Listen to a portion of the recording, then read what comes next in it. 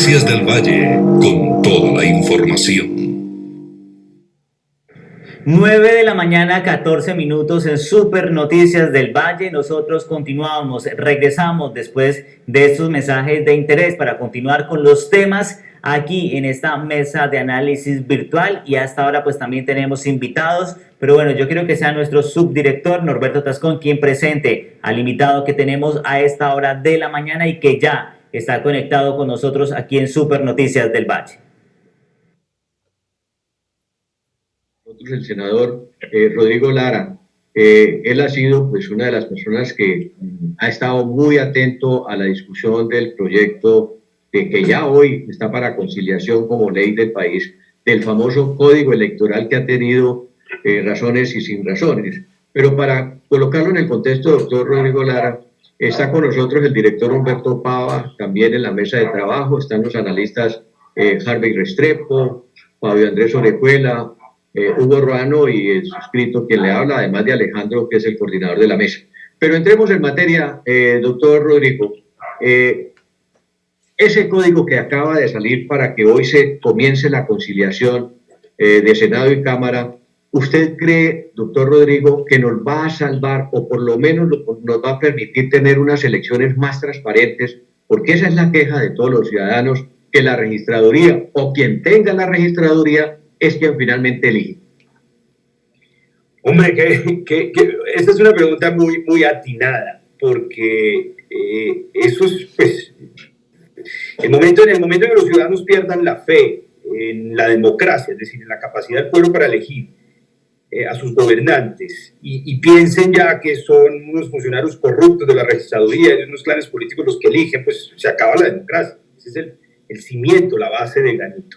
Mire, este código ha tenido 3 momentos. El primer momento fue básicamente de su diseño por parte de las altas cortes, particularmente del Consejo de Estado y de la anterior Registraduría Nacional, que dejó un texto bueno, es decir, un procedimiento electoral claro, con una consagración de normas electorales claras y de principios, lo cual es positivo. El segundo momento que tuvo este código fue cuando ya el gobierno nacional echó mano al código e introdujo unos micos peligrosísimos.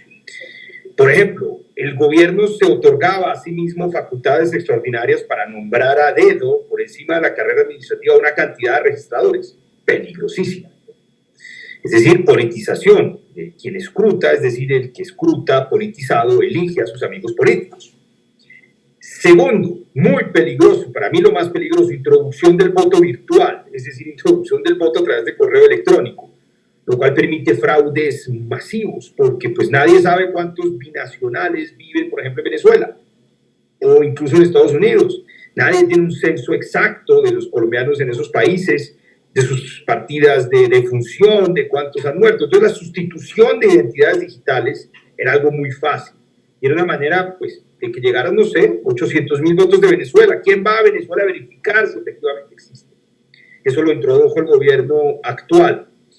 Y básicamente, y en cuanto al voto mixto, que es el voto electrónico a través de sistemas, de aparaticos en el puesto de votación, pues también se establecía que estarían conectados a un sistema, una red central de internet, que es como en Venezuela se roban las elecciones. Esas máquinas, te va y picha un botón, pues oprime algo en la pantalla, y pues usted no sabe si efectivamente votó así, asado, si porque pues no hay un documento físico que permita contar los votos.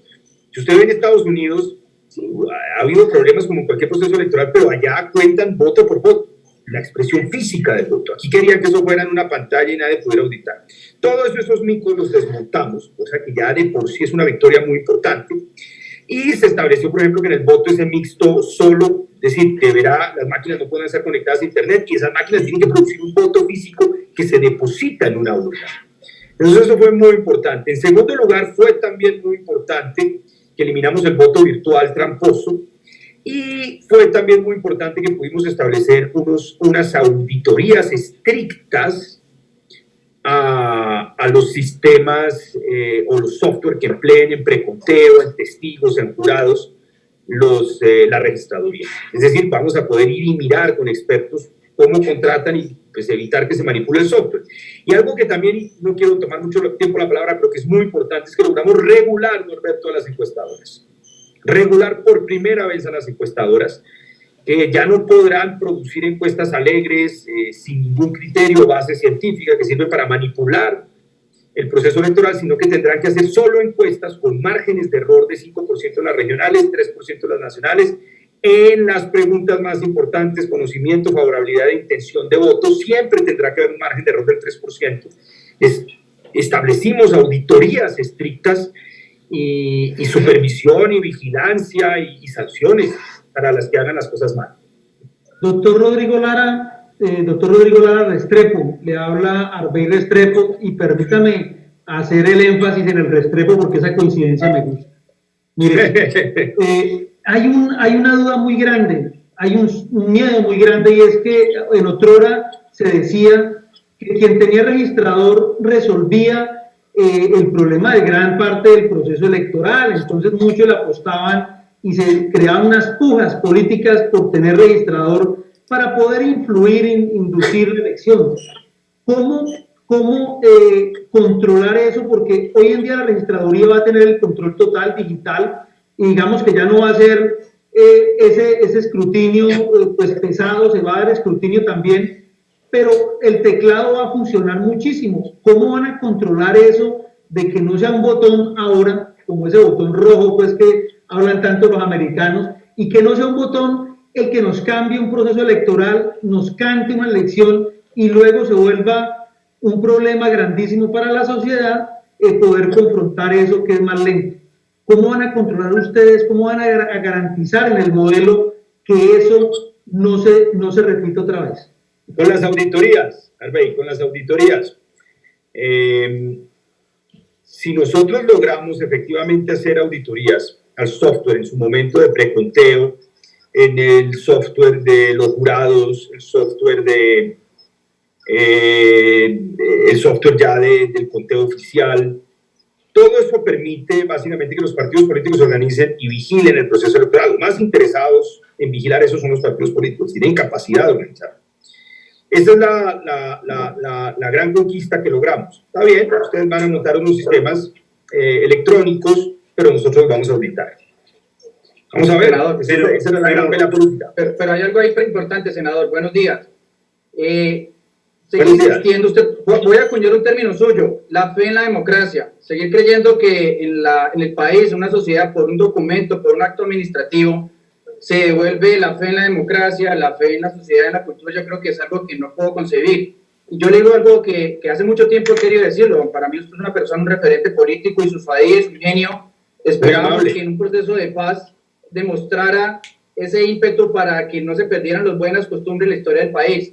La gente no va a querer, no va a tener fe en la democracia cuando la ética y los principios de quienes ocupan esos curules no es la mejor.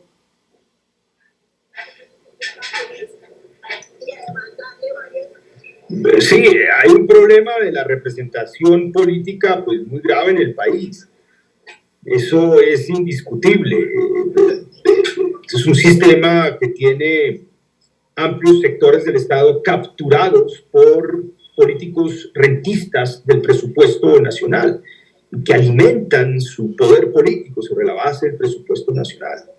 Esas son las grandes reformas que hay que emprender en Colombia.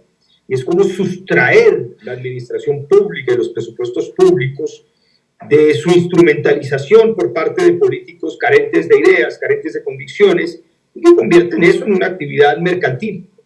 Ese es el reto, esa es una de las motivaciones de la lucha política, por lo menos que a mí me mueve, me motiva, y que estoy convencido que hace parte de un propósito de modernidad del Estado colombiano que aún no hemos logrado. Un Estado totalmente depurado de prácticas políticas nefastas, y un Estado así entonces puesto totalmente al servicio del bien común, que es la gran inspiración que yo tengo en esta lucha política, es la lucha por el bien común. Y eso solo se logra si yo evito que quienes tienen intereses particulares se apropien del Estado colombiano.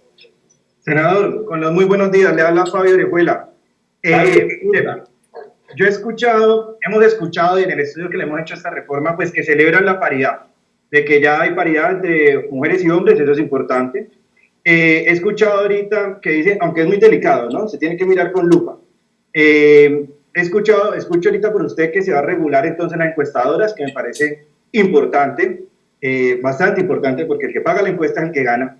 Tercero, me queda una duda en todo esto. También escuchamos que se le están dando superpoderes al registrador, o no superpoderes, pero sí le estamos dando mucho más poder en contratación, mucha más fuerza, y eso me preocupa. También hay intervención en los partidos políticos y capacidad de sacar registradores a su antojo desde Bogotá en las regiones, que eso también me preocupa. Entonces, miren, yo veo en esta propuesta o en esta reforma que se están incluyendo cosas que son importantes, pero lo principal, que es defender la voluntad de los ciudadanos, no lo veo tan claro. ¿Usted cree que después, al aprobar esta propuesta, se está generando una independencia real de esto que debería ser independiente? Porque usted ve que lastimosamente nosotros cada vez estamos teniendo un gobierno súper poderoso que está filtrando sus tentáculos a sitios donde no nos debería tener y que no es sano para la democracia que estén. ¿Usted cree que después de esta reforma vamos a tener un órgano electoral con independencia suficiente o va a seguir dependiendo de la política? Hombre, Fabio, este código no es perfecto. Este código era malísimo cuando el gobierno nacional le echó mano para sacar ventajas electorales. Como el gobierno perdió el corazón de los colombianos y los colombianos no quieren la continuidad de un gobierno que pues dejó quebrar a los microempresarios, tiene la tasa de desempleo más alta de América Latina, gobierna dividiendo a los colombianos y enfrentándolos con base en el miedo de día, y por la noche gobierna, o digamos se acuesta en punible ayuntamiento con los intereses de los 3 hombres más ricos de este país. Los colombianos no son bobos y vieron eso. Entonces ellos están acudiendo masivamente al uso del presupuesto público, porque saben que los colombianos no quieren la continuidad de este modelo de gobierno de derecha radical y a ultranza, que solo gobierna por y para los más ricos y no para las clases medias ni para los sectores populares. Entonces pues le iban a echar mano al código electoral. Ahora bien, como le digo, no es un código perfecto, es un código que tiene un problema, y es que no resuelve la politización de las registradurías.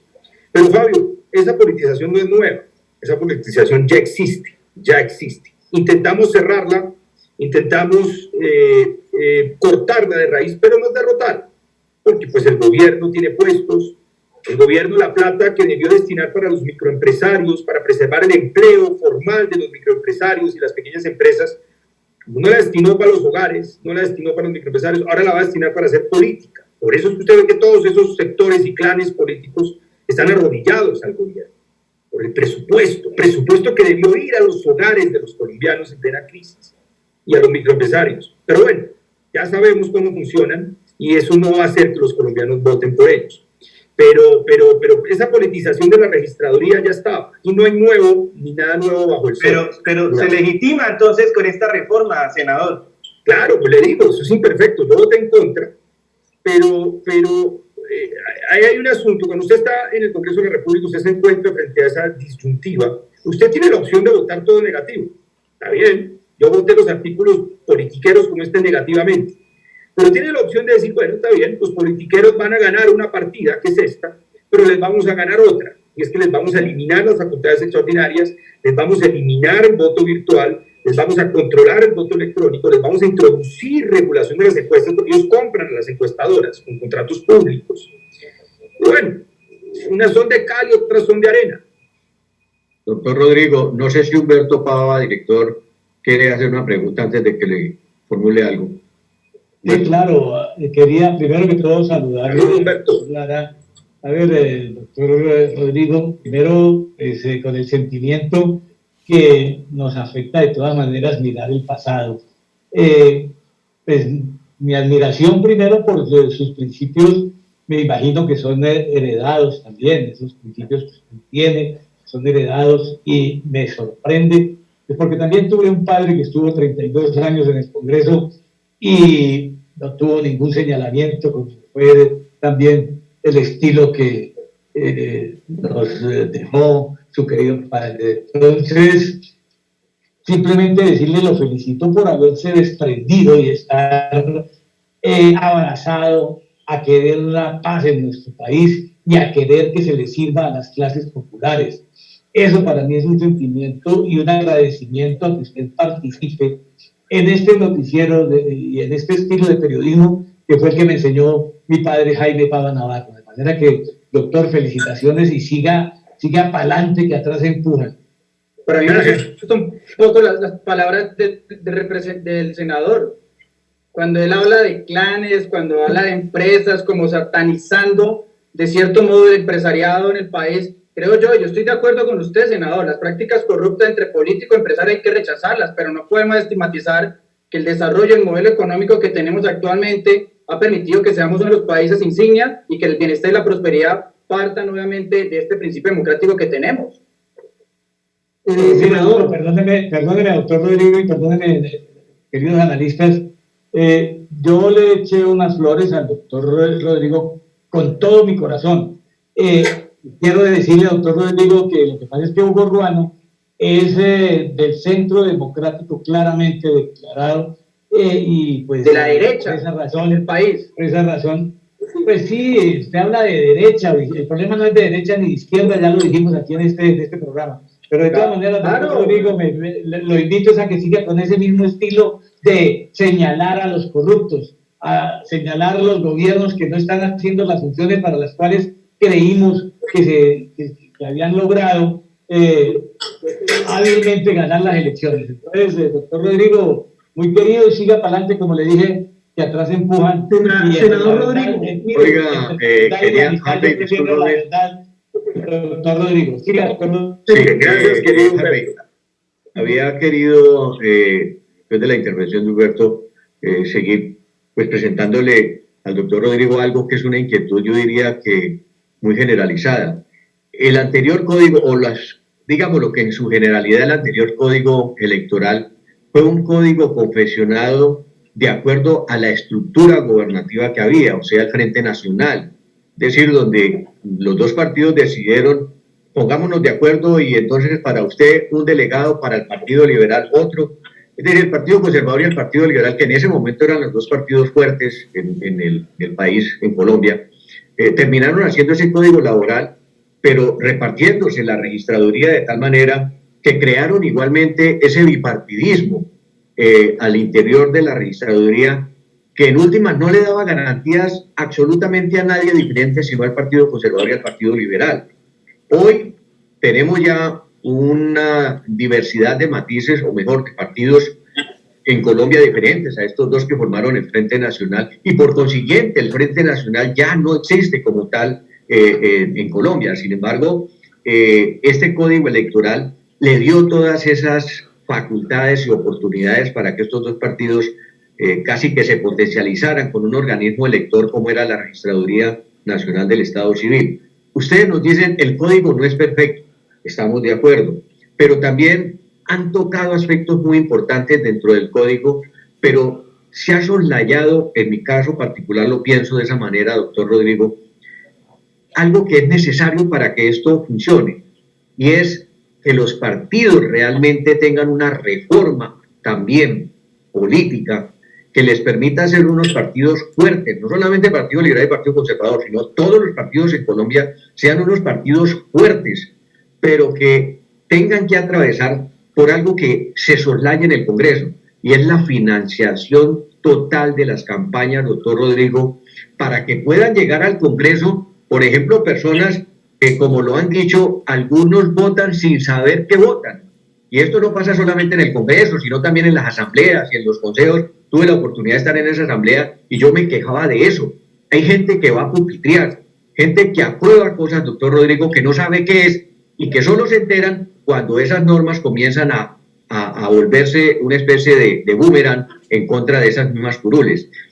¿Será que en este momento este código, con lo que ustedes nos han contado, usted nos decía, una de las fortalezas van a ser las auditorías, pero anteriormente también en el código anterior, o por lo menos la registraduría tenía auditorías a los software, pero la auditoría era como un poder, un mimo al que no se podía cuestionar, donde un auditor de sistemas iba y le decía al registrador, vea, es que esto no, usted no puede meterse en esto, y quedaba simplemente en un canto a la bandera. ¿Eso se reformó, doctor Rodrigo Lara? Sí, porque sí, doctor Norberto, las auditorías la podrán hacer los partidos políticos, es decir, la podrán hacer terceros distintos a esa auditoría o ese yo con yo de auditorías de la propia registraduría. ¿Sabe quién introdujo eso? Petro. Por eso Petro votó el Código Electoral. Me pareció interesante ver diferentes sectores muy distintos sacando, digamos, tratando de mejorar en algunos aspectos. Y esa era la principal reivindicación que él tenía y finalmente lo votó. Yo creo que eso quedó bien en general, lo de las auditorías. Quedó bien. Hay que probarlo, hay que ponerlo a funcionar, pero en términos generales quedó bien. Y sí, hay unas reformas. Esto no es una reforma política de fondo, esto es una reforma parcial, pero hay reformas mucho más profundas, como en el régimen de partidos. Partidos políticos no tienen sintonía con el corazón de los colombianos, que no propenden por el bien común, que se han vuelto defensores de algunos sectores particulares, de intereses políticos creados, o simplemente de los 3, 4 hombres más ricos de Colombia, que son dueños o poseedores de los grandes medios de comunicación, que financian a las grandes encuestadoras. Por eso la propuesta que nosotros hemos adelantado de crear una gran idea liberal, es decir, que cree en el individuo, en sus libertades, que cree en la iniciativa de mercado y en la economía de mercado, que cree al mismo tiempo en que la democracia, es decir, la separación de poderes, es la garantía de nuestras libertades, sea un fin en sí mismo, distinto de la derecha radical y de la izquierda radical, que supeditan la democracia, la separación de poderes, la independencia, la justicia, a sus fines políticos. Nosotros creemos que eso es imposible porque somos liberales, estructuralmente liberales, pero que también consideramos que debe existir en esa vida de hombres libres un principio de solidaridad que rija la vida en común de los hombres libres. Y ese principio de solidaridad implica que el privilegio de la exención tributaria no esté en cabeza de los 3 grandes banqueros de este país, con los cuales gobierna el actual gobierno y gobierna la derecha más radical de este país. Porque la derecha radical de este país gobierna de día dividiendo a los colombianos sobre la base del miedo. Usan indiscriminadamente el miedo para enfrentar a los colombianos en lugar de unirlos. Y de noche, calladitos, en punible ayuntamiento se acuestan con los intereses de los 3, 4 hombres más ricos del país. ¿O no quedó demostrado en la pasada reforma tributaria, en donde les mantuvieron exenciones tributarias por billones de pesos, de dinero que no va a la inversión social? ¿No quedó demostrado el talante de un gobierno como este, que cuando pudo haber decretado recursos para salvar el empleo de los colombianos a través del subsidio de la nómina o el PAEF, dejó por fuera las microempresas y las pequeñas empresas? De 1.600.000 empresas que había en Colombia, solo le ayudó 130.000, de las cuales la mitad de la plata se la llevan las grandes, que no necesitan de subsidios porque tienen acceso a crédito, que no quiso o no pudo torcerle el brazo a los bancos para que le prestara a las microempresas. ¿Por qué Colombia tiene la tasa de desempleo más alta de América Latina? ¿Por qué Cali llega a una tasa de desempleo prácticamente del 30%? Porque esas microempresas no recibieron ayuda, que sí recibieron las grandes. Entonces, ¿cómo hace un gobierno como estos para tapar esa realidad, ese sesgo antipequeña empresa, que es la empresa de la clase media y los sectores populares? Con el miedo, dividiendo a los colombianos, con esa bruma que produce el miedo en la cabeza de la gente. Nuestro proyecto político busca justamente remediar esa inequidad estructural de estos gobiernos de extrema derecha y enfrentar también, por supuesto, la extrema izquierda, la marxista, que también divide, que son casi que mellizos de la derecha radical, porque ambos gobiernan dividiendo, se alimentan a sí mismos. Nosotros creemos en las profundas reformas sociales desde la democracia liberal y garantista. Senador Rodrigo Lara, permítame hacerle un comentario. Mire, escuchar su nombre es evocar un nombre grande también. Yo creo que usted en su ejercicio está honrando ese nombre, el de su padre, Rodrigo Lara Bonilla, abogado también, igual que usted. Y yo llevo la pregunta a un estadio que él defendió. Miren, ese poder oscuro y criminal, en esa frase grande que tenía un aliado también de esa guerra fratricida, y el que todos nos acordamos con dolor y con lágrimas también, porque todavía no nos ha pasado ese dolor en el corazón. Y cuando lo vemos a usted, queremos verlo a él a veces. Le voy a contar. a veces añoramos tenerlo, haberlo tenido, haberlo podido tener mucho tiempo más para poder salir, a ver si salimos de este hueco donde estamos. Hay una reforma, y él, que fue ministro de Justicia en el gobierno de Belisario Betancur, hay una reforma que la esperamos mucho. Yo creo que la más grande de todas, la de la justicia. Nos duele muchísimo. ¿Qué está haciendo Rodrigo Lara? Usted es abogado, usted es hijo de un hombre grande, tenemos que, las palabras que nos quedan cortas ahí. ¿Qué está haciendo? ¿Qué va a hacer usted para poder llevarlo allá? Cuando incluso le va a tocar, y discúlpeme el atrevimiento, le va a tocar remar en un río donde tiene unos tiburones al lado, y me refiero básicamente en su partido a los Char, a ese clan. ¿Cómo va a hacer usted para sacar adelante una reforma de esta? ¿Tiene planeado? ¿Qué nos tiene para esa reforma? Que yo sí la veo en usted como pertinente, porque finalmente usted es producto no solamente genético de ese hombre, de Rodrigo Lara Bonilla, sino también es hechura política de él. Cuéntenos. Hombre, Arbey, gracias por esa evocación tan emotiva de mi padre que me llega al corazón. Arbey, dos frentes en cuanto a la reforma a la justicia. Una reforma a la justicia en materia de política criminal. Es decir, nosotros en este momento estamos llenando las cárceles de Colombia, por lo menos las cárceles de mujeres, de personas que cometen delitos menores. Es decir, hurto, por ejemplo, sin violencia. Cometen las madres cabeza de hogar. Este es un país que abandona a las mujeres. Los hombres son muy responsables y abandonan a las mujeres. Y como llenamos las cárceles de la señora que vende el microtráfico, por ejemplo, o de la que se roba un pan para alimentar a sus hijos, los que sí son criminales profesionales, pero que no han sido condenados, por ejemplo, pero que son reincidentes en capturas, en flagrancia, no van a la cárcel porque no tienen antecedentes y no han sido condenados. Nosotros deberíamos buscar la manera, por ejemplo, de que las madres cabeza de hogar, es una reforma que yo tengo, pobres que han cometido un delito menor, sin violencia, por primera vez sin antecedentes, que cometan un delito menor, en lugar de mandarlas inmediatamente para una cárcel, donde se van a convertir en criminales, porque el que entra a una cárcel para sobrevivir tiene que adoptar mañas criminales. Y cuando sale ya no vuelve a conseguir trabajo, ya no vuelve a conseguir alternativas, entonces le toca reincidir en el crimen. Vamos a crear básicamente que para esas mamás puedan, en lugar de ir inmediatamente a la cárcel, hacer un trabajo de reparación, de restauración colectiva de utilidad pública. Y no las desprendan de sus hijos, porque esa es la segunda pena.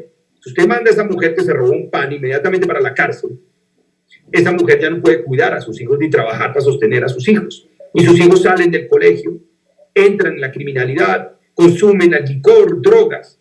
Entonces la idea es evitar que esas personas vayan inmediatamente a la cárcel para despejar espacio en la cárcel.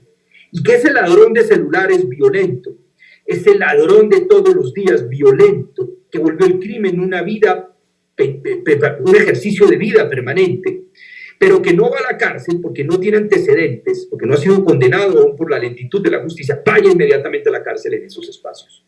Esa es una primera reforma de política criminal que busca ir a la raíz del problema y que tiene que ver básicamente con muchas mujeres. Vamos a empezar a explorar y a ver si esto nos funciona con mujeres pobres, que terminan siendo el elemento más fungible en la cadena del narcotráfico. Si usted observa, la mujer, hay cierta feminización de ciertos delitos, como el del microtráfico en su fase más pequeña, y son mujeres fungibles, que no son importantes en las cadenas del narcotráfico.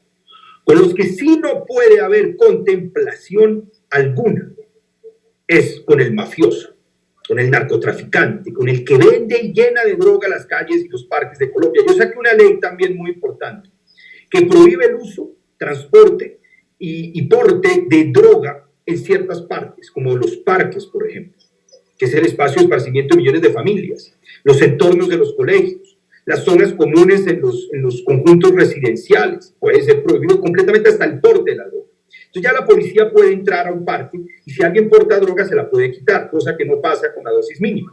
No se la pueden quitar en todas partes porque la Corte es lo permitido, pero en parques, polideportivos, en perímetros de colegios y conjuntos residenciales, yo saqué esa ley muy importante que prohíbe la droga en cualquier dosis, incluso dosis mínima. Ahora, sin criminalizar, porque uno no puede criminalizar la pobreza ni la necesidad, pero uno sí debe regular y evitar que la droga circule en esos espacios. Y ya como le decía, los que sí... Doctor Rodrigo, pero esos son proyectos de ley, pero ¿cuándo viene la reforma política grande? ¿Cuándo se va a plantear? Y es más, nos gustaría en cabeza suya, ¿cuándo viene ese tema grande de país? Yo creo que la reforma, en mi opinión, más importante de la justicia tiene dos elementos. Primero, presupuestal. Los últimos gobiernos le han dado poca importancia al presupuesto de la justicia. Entonces, pues no hay suficientes funcionarios judiciales para resolver los problemas y los litigios que llevan allí los colombianos, y por eso hay tanta impunidad. Y en segundo lugar, me parece también fundamental fortalecer la carrera judicial. Es decir, que los mejores elementos de una sociedad, de las facultades de derecho, se interesen en la carrera judicial, de tal manera que empiecen como jueces promiscuos y tengan la posibilidad de algún día, si cerramos efectivamente la carrera, pues de llegar a ser a la Corte Suprema de Justicia. El problema es que la carrera tiene que estar en capacidad de atraer a la gente más talentosa y más brillante. Yo creo que esos son los dos puntos esenciales, apreciado Arbey, de una reforma a la justicia. Senador, Rodrigo, hay una situación que hace... Director, permítame rápidamente. Sí. Senador, agregando lo que dice el director Humberto Pava, yo soy de Centro Democrático, pero por lo mismo, porque hay una referencia económica y política, y represento y defiendo los partidos de derecha. Pero cuando lo escucho a usted, y le insisto, no niego su osadía, su capacidad intelectual, pero pensábamos que usted, junto con los hermanos Galán, iban a ser esa locomotora de lucha contra todas estas situaciones que pasan y que dañan el país, pero terminaron siendo parte de la historia que la descarriló, desde el proceso de paz, desde las reformas económicas. Entonces, uno tiene usted ese ímpetu, pero realmente cuando lo habla y lo escucha, se asusta un poco respecto a sus posiciones políticas y económicas. Hombre, apreciado Hugo, a mí me encanta que los debates se hagan sobre la base ideológica, como usted lo propone, porque si uno tenga claro su norte y su propósito ideológico, existen pasarelas y puntos de entendimientos. La política colombiana como se ha dañado mucho por esos personalismos, por esa incapacidad de formular grandes propósitos ideológicos. Y cuando no hay ideas, pues todo se vuelve una disputa personal, agria. Y cuando hay disputas personales, las cosas se vuelven irreversibles. El diálogo democrático implica controversia de las ideas y encontrar consensos sobre la base de las ideas. Nosotros creemos en unos principios liberales, como la libertad individual, la iniciativa de mercado en una economía de mercado. Creemos absolutamente en la democracia, no creemos, como lo proponen algunos partidos, que se pueda destruir la justicia o que se pueda destruir la democracia liberal, como lo propone la extrema izquierda. Pero creemos, a diferencia de los gobiernos de derecha radical, que el árbitro, es decir, el Estado, tiene que estar gobernando para todos, no solamente para los 3 hombres más ricos de este país. El subsidio a la nómina, ustedes lo vieron, en este gobierno no le llegó a los microempresarios. Pregunta a qué microempresarios le ha llegado un subsidio a la nómina. Tampoco creemos que la política social sea una política social de mínimos. Yo no creo, francamente, que una familia pueda vivir con 160.000 pesos, como lo propone el gobierno actual, el Centro Democrático. O sea, yo tengo un concepto de que la gente debe ser digna y tratada dignamente. Cuando uno le ofrece 160.000 pesos a una familia para que viva con eso mensualmente, en una pandemia, en una cuarentena, es porque desprecia en el fondo a la gente. Yo creo en esos valores, son valores profundamente humanos, que nos diferencia básicamente de otros partidos que creen que la política social sirve para tener a la gente ahí como que no se levante, pero que no le ofrece condiciones reales, dignas, de salir adelante y romper con esta sociedad inequitativa. Y creemos que necesitamos una política de empleo real, no como esta. Yo les recuerdo que Colombia tiene la tasa de desempleo más alta de América Latina. Salga a la calle en Cali, pregúntele a la gente cómo está, cómo le ha ido, si ha recibido ayudas del gobierno. La tasa de desempleo más alta de América Latina, 17,3 puntos de desempleo este año según el Fondo Monetario Internacional. El Fondo Monetario Internacional no es voz proletaria, no es un partido, es una expresión de izquierda. Por encima de Brasil, Brasil tiene 13%, Brasil tiene una situación fiscal más dura que la de Colombia. No obstante, el presidente de Brasil, que es de derecha, fíjese usted, le entregó a cada hogar cerca de un salario mínimo para que viviera la cuarentena y subsidió la nómina de las empresas para que no echaran a la gente. Cuando un gobierno como este le quita el empleo a la gente, le está arrebatando su dignidad, porque uno solo puede ser digno cuando tiene un trabajo concreto, una actividad concreta. Y el gobierno le arrebató la dignidad a millones de compatriotas que hoy no tienen fe, no tienen esperanza, no tienen trabajo, que están perdiendo sus bienes porque los deben y no tienen cómo pagarlos. No quiso ayudar a los estudiantes de Colombia, deudores del ICETEX, a pesar de una ley que yo saqué adelante, que establece básicamente que las cuotas de esos deudores del ICETEX deben ser proporcionales a lo que ganan. ¿Cómo así que un muchacho se gana 1.700.000 pesos cuando sale de la universidad? Tiene que pagarle al Estado un crédito con capitalización de intereses. Y además que se le lleva la mitad de su salario. ¿Qué Estado es ese? Eso es lo que nosotros proponemos y lo vamos a defender con mucho ahínco. Y creemos además que se debe recuperar la política de seguridad, porque este gobierno la destruyó. Vaya al Cauca. A 60 kilómetros de Cali se cometen masacres. En Jamundí es el AMPA, el crimen y el narcotráfico los que se apoderaron de ese municipio. ¿Qué ha hecho este gobierno para prevenir el crimen organizado, las masacres y la inseguridad en las ciudades? Nada. Por eso es que no puede haber más continuidad, porque incendiaron el país y a los pirómanos no se les premia. Doctor Rodrigo, lastimosamente el tiempo se nos está acabando y en unos minutos ya nos tenemos que despedir, pero no quiero dejarlo ir sin preguntarle por el PSD. Usted es igual que otros congresistas de diferentes partidos que tomaron la decisión casi que de generar una independencia al interior de esos partidos y decir, queremos una nueva expresión que inclusive apueste en las próximas elecciones presidenciales. ¿En qué consiste esto, doctor? ¿Va para adelante este proyecto? Claro, doctor Norberto, por supuesto que va para adelante con mucha fuerza, porque, como le mencionaba, es un movimiento de origen filosófico liberal, es decir, esto es muy distinto de la izquierda y muy distinto también de la derecha radical, aunque comparte puntos con la derecha radical, por ejemplo, nuestra preocupación por la seguridad. Aquí se combate el narcotráfico con mucha fuerza, los delincuentes con mucha fuerza, pero creemos en la libertad y a diferencia de la derecha radical respetamos la democracia. Aquí no hacemos referendos para acabar con los jueces, no lo hacemos, pero tampoco creemos y nos diferenciamos mucho de la izquierda porque aquí creemos plenamente en la economía de mercado. Pero no podemos dejar de rescatar también la sensibilidad de la izquierda por la gente, por los más pobres, por los más desfavorecidos y por eso somos socialdemócratas, porque creemos en esas profundas reformas y creamos un grupo parlamentario. Representamos más de 1 millón de votos en el Senado de la República, pero ahora lo vamos a convertir en un movimiento ciudadano. Vamos a convocar a las masas de colombianos que quieren reformas estructurales, que están aburridos de una derecha que lo único que hace es enfrentar a los colombianos y gobernar para los 3 tipos más ricos de este país, y que también le tienen miedo a la radicalidad de una izquierda liberal, de una izquierda radical. Eso es lo que llaman básicamente, intuitivamente, el centro. El centro en sí no existe. Pero en el centro sí hay categorías políticas, expresiones políticas que desarrollan una filosofía, pero sobre todo una concepción digna del ser humano, digna del colombiano, y que sienta que hay que trabajar con patriotismo económico por el empleo en Colombia, porque la derecha favorece el empleo de los estadounidenses y de quienes nos exportan sus productos y destruye el empleo colombiano, pero al mismo tiempo que creen una economía del bien común, muy inspirado en la doctrina social de la Iglesia. Bueno, pues doctor Rodrigo, queremos agradecerle su participación. Lastimosamente el tiempo en televisión es nefasto por nosotros, pero doctor Hugo Urbano, yo sí le creo, mire, tiene la oportunidad con el doctor Rodrigo Lara de acercarse. Usted que está pensando en eso, en un nuevo país, ahí tiene una oportunidad, fíjese, ni tanto a la izquierda ni tanto a la derecha. Pues muchas gracias, doctor Rodrigo Lara, por haber estado con nosotros. Norberto, una pregunta, es que tenemos muy cortitica al senador. Usted se pronunció con la salida de Julia Miranda frente a una vaina politiquera entre el gobierno y Enrique Peñalosa. ¿Usted cree que el trasfondo de eso son el Parque Tayrona? ¿Hay algo ahí detrás de eso? Muy cortico.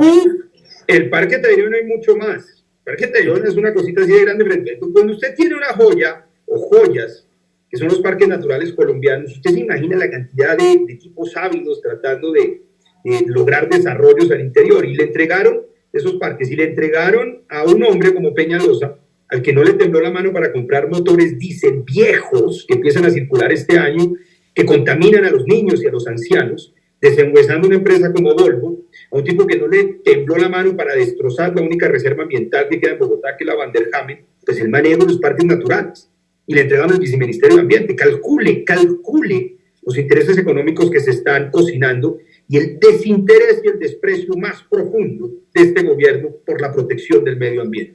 que es nuestro patrimonio común y colectivo.